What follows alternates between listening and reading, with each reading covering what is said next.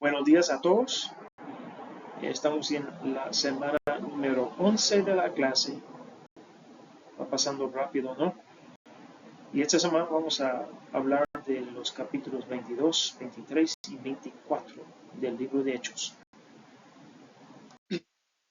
Hablando del contexto de Hechos 21, 22, ustedes van a recordar la situación a los finales del 21, en donde Pablo había ido a Jerusalén después de su último viaje misionero y estaba en el templo, pero algunos de los judíos, algunos de Asia, creo, lo vieron y empezaron a gritar contra Pablo. Ayúdenos, este es el individuo que anda por todas partes enseñando a toda la gente contra nuestro pueblo, nuestra ley y este lugar.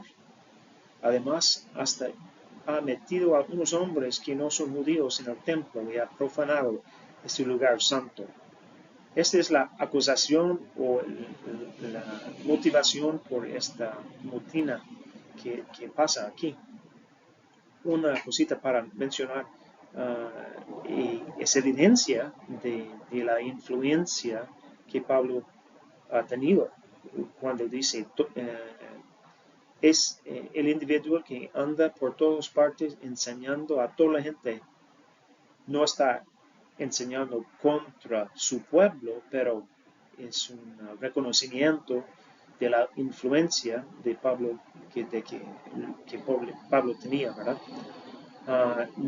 Dice en versículo 30, toda la ciudad se alborotó, la gente se precipitó en masa, agarró a Pablo y lo sacó del templo a rastras. Inmediatamente se cerraron las puertas.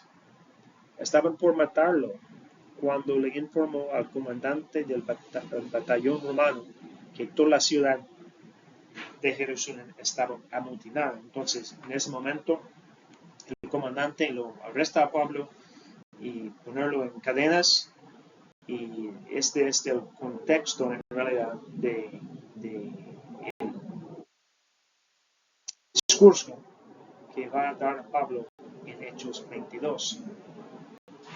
Voy a comentar sobre todos los versículos, pero aquí al principio hay algunas cosas que merecen ser destacadas.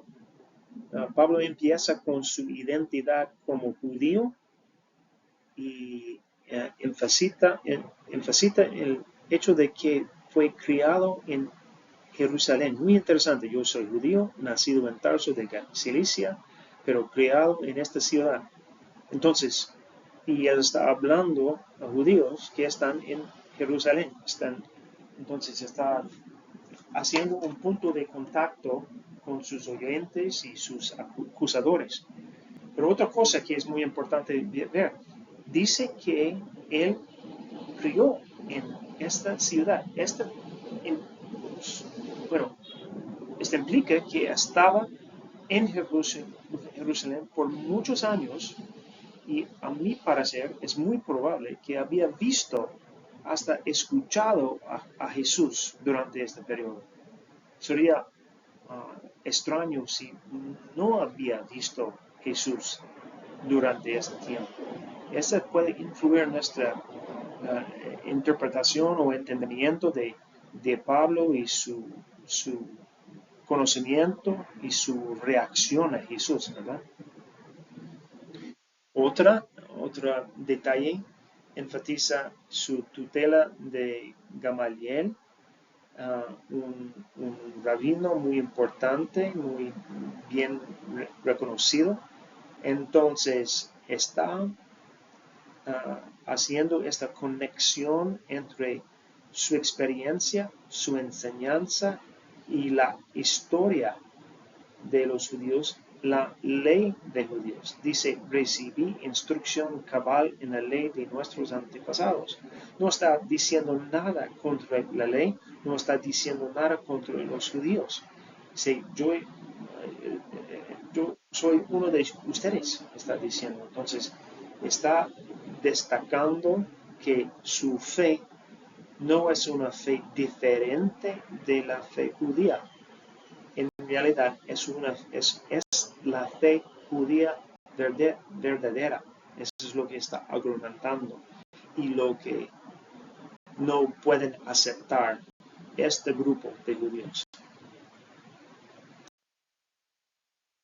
Después de identificarse con los judíos, con su experiencia, su niñez y juventud en Jerusalén y su conocimiento de la ley de Israel, Pablo empieza con su testimonio, diciendo: sucedió que a eso del mediodía, cuando me acercaba a Damasco, una intensa luz del cielo relámpagó de repente a mi alrededor.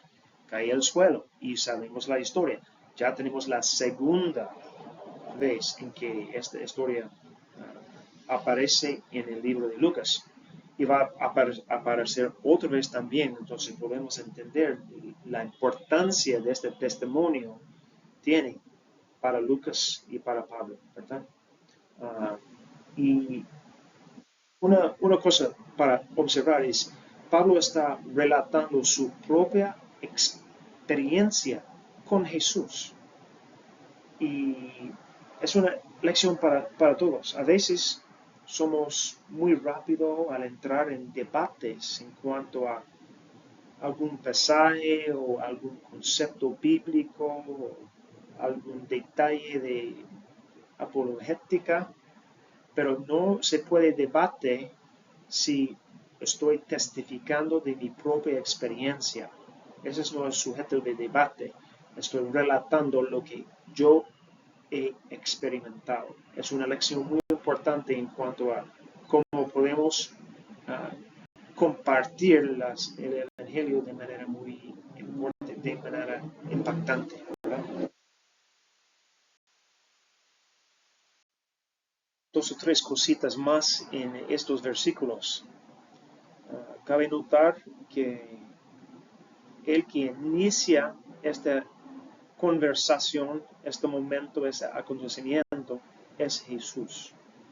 Y una y otra vez, cuando estudiamos la Biblia, vemos que el que inicia contacto es Dios. Desde la página 1 de la Biblia hasta el fin. La acción empieza con la acción del Señor. Él inicia, Él es el iniciador de lo que pasa. Segundo, vemos aquí que lo que está relatando Pablo es que fue Jesús mismo, llamándolo por nombre, Jesús mismo, quien apareció a él, ¿verdad? Entonces ya está explorando o presentando el hecho de que Jesús no está muerto, que resucitó y está vivo. Pablo sigue hablando de la importancia y el papel de Ananías en su historia, diciendo que Ananías fue un hombre devoto y observaba la ley, a quien respetaban mucho los judíos. Entonces está enfatizando otra vez que esta fe que está expresando, explicando Pablo, es la fe de los judíos, no es algo diferente, es una continuación, un cumplimiento de la fe de los judíos, ¿verdad? Y hasta que Ananías lo llamó hermano, ¿verdad? Y luego dijo, el Dios de nuestros antepasados te ha escogido para que conozcas su voluntad y para que veas a gusto y oigas las palabras de su boca. Entonces hay una coherencia, no diferencia, pero coherencia entre lo que está pasando con el cristianismo y lo que dice el Antiguo Testamento, lo que dice la ley. Y es el punto más importante que Pablo puede enfatizar en ese momento es que no está enseñando nada extraño. Está explicando cómo el cristianismo es el cumplimiento de la fe judía. Parte de la historia de Pablo en su encuentro con Jesús que no aparece en las otras historias, en los otros acontecimientos, ¿verdad? El Señor que me hablaba dice, date prisa, sale inmediatamente de Jerusalén porque no aceptarán tu testimonio acerca de mí. Y Jesús está hablando de la audiencia de Pablo en ese momento, ¿verdad? Entonces tenemos a Jesús resucitado hablando a Pablo mientras que la audiencia escuchen que Jesús está frustrado con el hecho de que los judíos no van a aceptarlo. Y muy interesante, Pablo argumenta un poquito con Jesús, diciendo, pero es que ellos saben que yo andaba de sinagoga en sinagoga encarcelando y azotando a los que creen en ti. Entonces ellos deben entender mi situación, o ellos pueden entender mi situación, porque y yo puedo entender su situación con tanta ira contra Jesús, contra usted, contra ti, Señor. Pero Jesús repita, 21, pero el Señor me respondió, vete, yo te enviaré lejos a los no judíos. Y en ese momento, todo como el caos entra a la situación. ¿Por qué? Porque ellos no van a querer, ellos no quieren escuchar que ese mensaje es para los no judíos. Su racismo, su sentido de ser especial en la mente o en el corazón de Dios, ya está amanezada, ¿verdad? Entonces, ese es el colmo para ellos.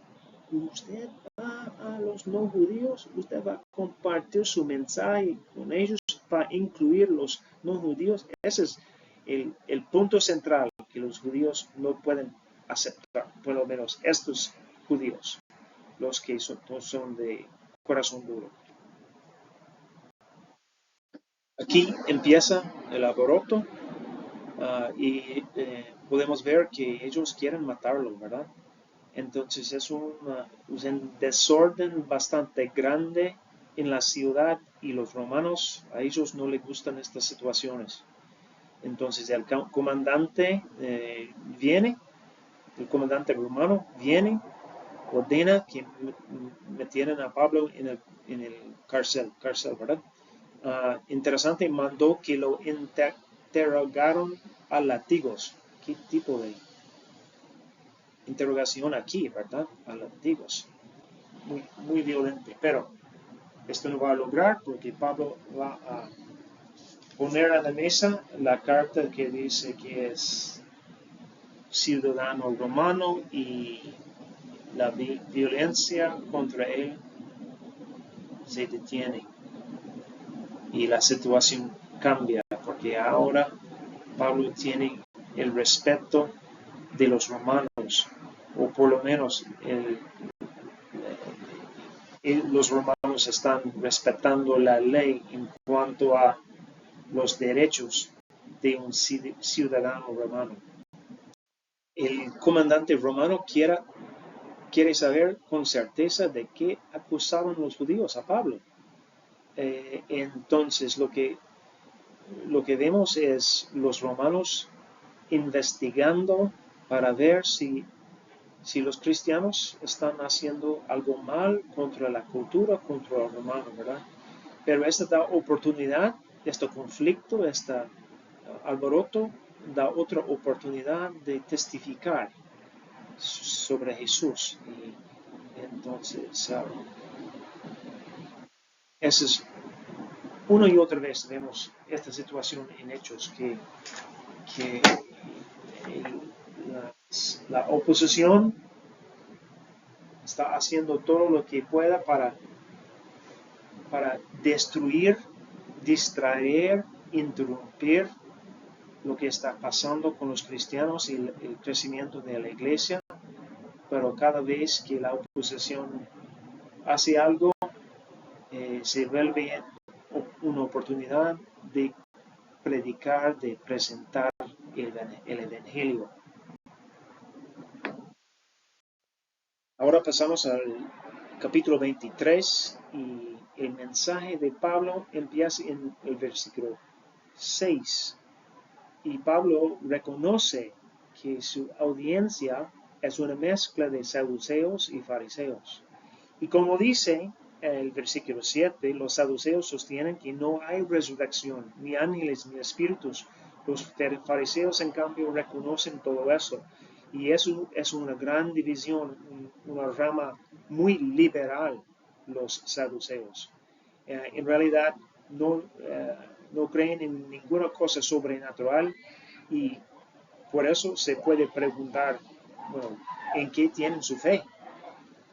Es una creencia, la creencia de los saduceos que por conveniencia más que nada en cuanto al gobierno y su propio razonamiento y todo eso, ellos no fueron como no serios, pero estas asunciones sobre Dios, su obra y la sobrenatural fue como una debilidad demasiado, ¿verdad?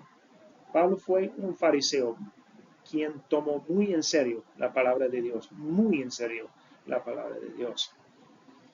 Pablo, sabiendo que esta audiencia fue una mezcla y queriendo destacar el centro del mensaje de Jesús o el centro del mensaje del Evangelio, dice, hermanos, yo soy fariseo de pura cepa.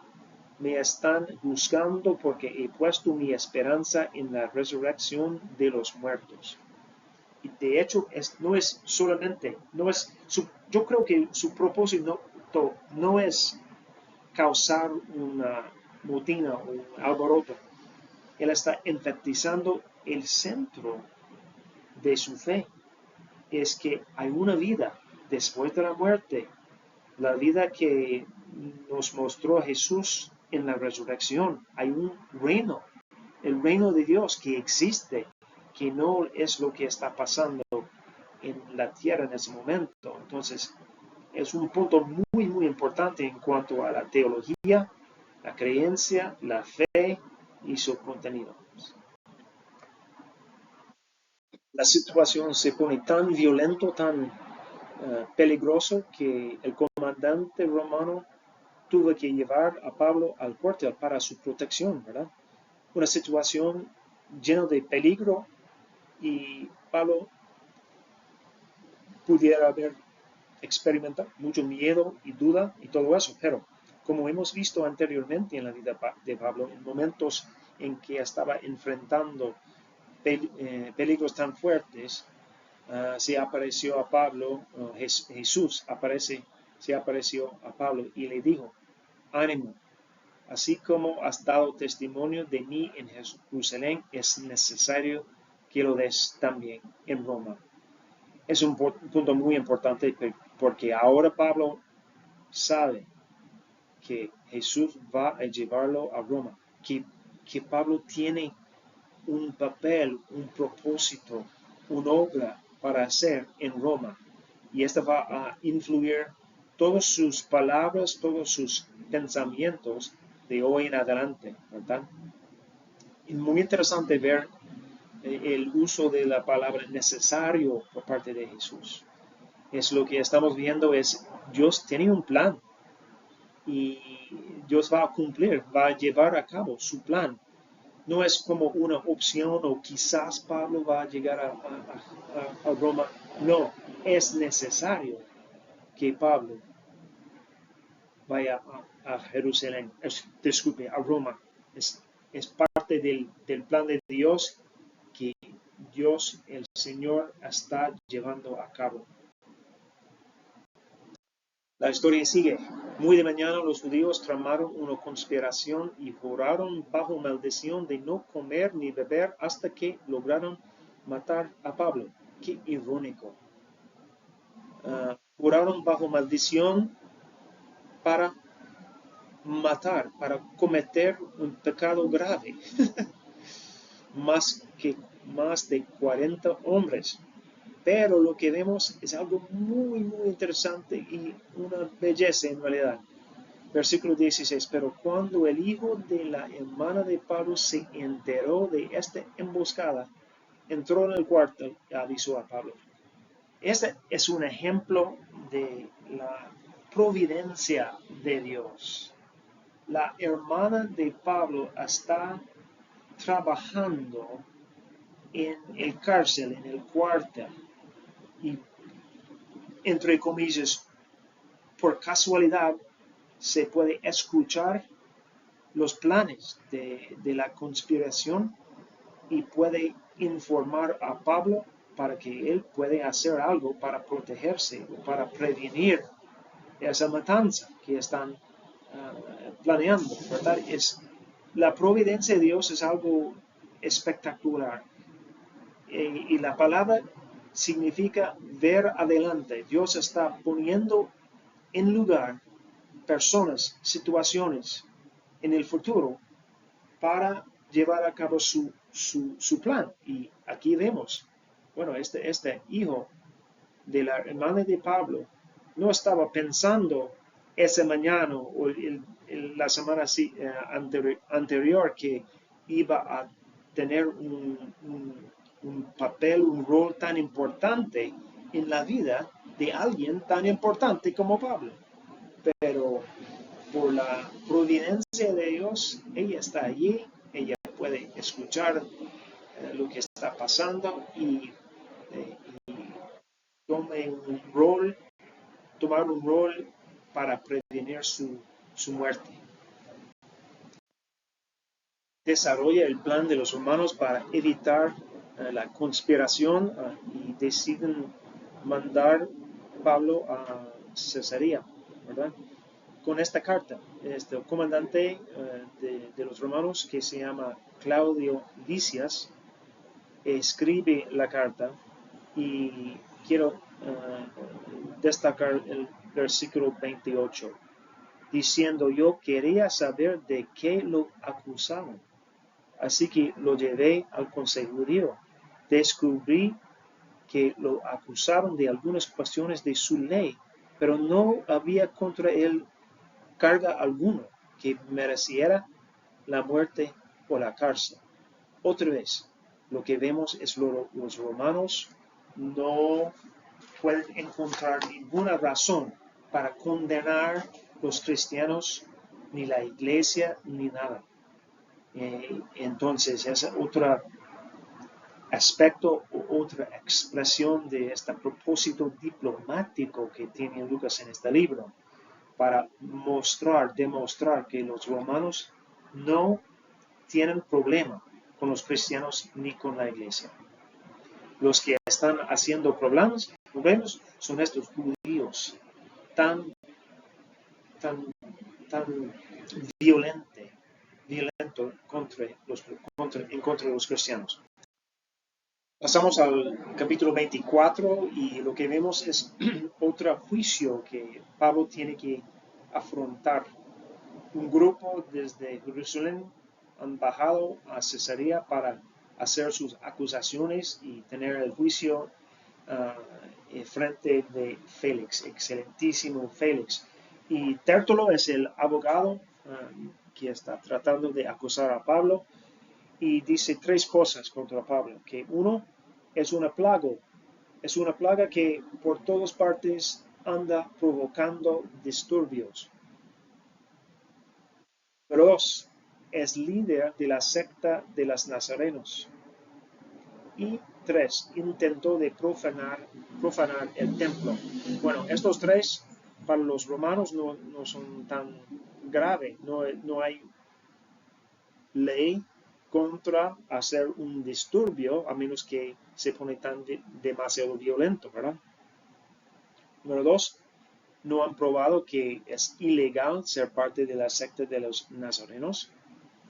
Y tercer, no han probado que intentó profanar el templo, no traigan evidencia de esto. Tértulo termina su argumento con esta frase, esta oración que a mí parece es muy débil. Usted mismo, hablando a Félix, al interrogarlo, podrá cerciorarse de la verdad de todas las acusaciones contra él. Entonces no presenta ningún pedacito de evidencia. Solo dicen, aquí son los cargos y si usted pregunta a Pablo, él va a testificar de estos problemas. Pero Pablo dice en versículos 12 y 13, mis acusadores no me encontraron discutiendo con nadie en el templo, ni promoviendo motines entre la gente en las sinagogas, ni en ninguna otra parte de la ciudad. De hecho, fue los judíos que estaban haciendo esto, ¿verdad? 13. Tampoco pueden probarle a usted las cosas que ahora me acusan. Entonces Pablo está diciendo, ellos no han provisto ninguna evidencia contra él. Entonces, está inocente. Pues ahí es muy importante.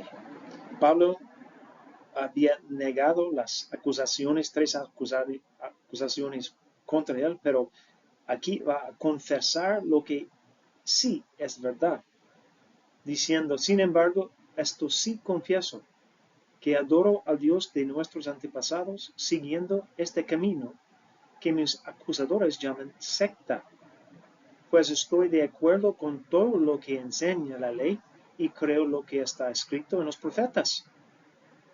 Tengo en Dios la misma esperanza que estos hombres profesan, de que habrá una resurrección de los justos y de los injustos.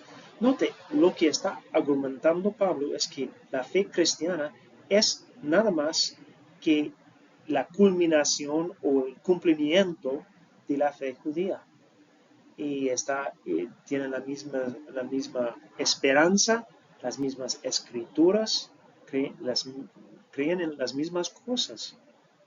Entonces, ese es el argumento, que lo que Pablo está enseñando no es una contradicción, no contradice la fe judía, sino explícalo y dar cumplimiento de esta fe.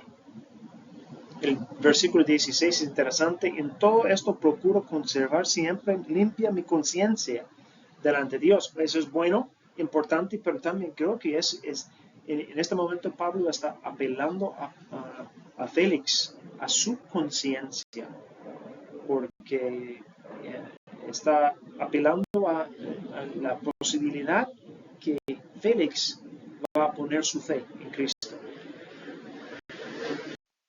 En la diapositiva anterior mencioné que Pablo estaba apelando a la conciencia de Félix y creo que podemos ver esto aquí al final del capítulo. Algunos días después llegó Félix con su esposa Drusila, que era judía. Mandó llamar a Pablo y lo escuchó hablar acerca de la fe en Cristo Jesús. Esto no fue un testimonio bajo juicio.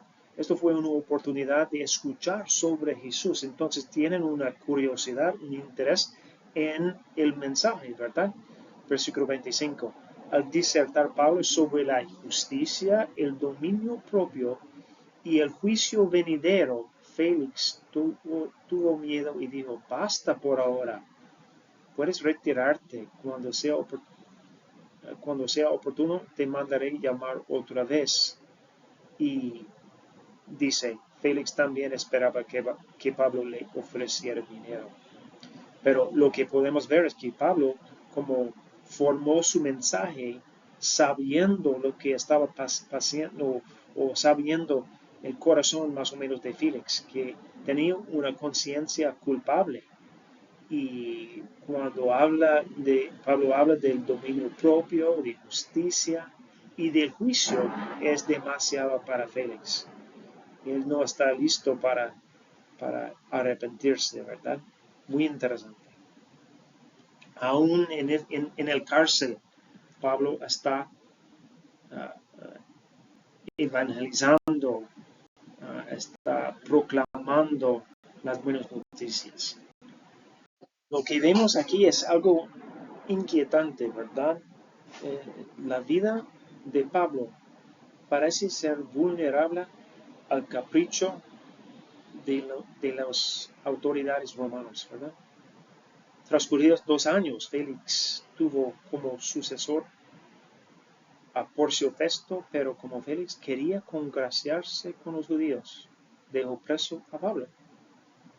No tiene buena razón, no ha encontrado Pablo culpable de algo. Entonces, estos 2 años pasan según los caprichos de Félix. Sin embargo, en lo largo de la historia, aquí en Hechos, podemos ver la soberanía de Dios. Porque sí, es 2 años. Y para nosotros sí es como si fuera para siempre. Pero es un paso hacia Roma en realidad. Entonces, es un poco inquietante, pero Dios tiene todo bajo control.